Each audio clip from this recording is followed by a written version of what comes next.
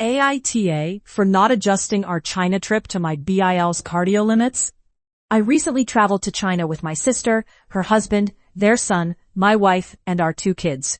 My sister and I were born in China, but our family immigrated to Dallas when we were young. She stayed there, got married, and had her son, while I settled in the Pacific Northwest with my family. Growing up, our parents emphasized healthy eating and staying active. My sister and I still live that way.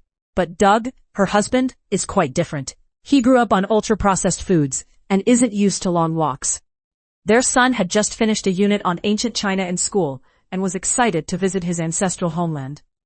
I was already planning a trip to Chongqing to see family, so we expanded the itinerary to include places like Beijing, Xi'an, and Nanjing. I tried to hint that a lot of walking would be involved, but Doug didn't seem to take it seriously. Once we arrived, it became clear he couldn't keep up. My sister often stayed behind with him, while my wife and I took the kids to explore. It all came to a head in my grandmother's hometown near Chongqing, where the terrain is steep and challenging. On a particularly hot day, I took the kids to the local market via a park our family helped build. Doug insisted on coming, even though I warned him it would be a long walk. Half a mile in, he was struggling. I slowed down, but the kids were eager to continue. I eventually convinced Doug to take a taxi back while I went on with the kids. When we returned, Doug was sulking, and my sister was upset. She felt I was inconsiderate for not just taking a taxi to the market.